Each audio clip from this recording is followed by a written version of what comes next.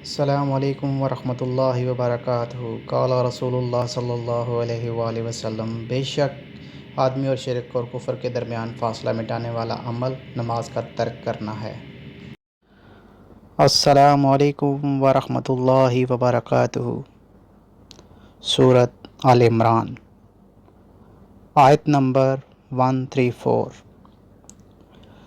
جو خوشحالی میں بھی اور بدحالی میں بھی اللہ کے لیے مال خرچ کرتے ہیں، اور جو غصے کو پی جانے اور لوگوں کو معاف کر دینے کے عادی ہیں، اللہ ایسے نیک لوگوں سے محبت کرتا ہے۔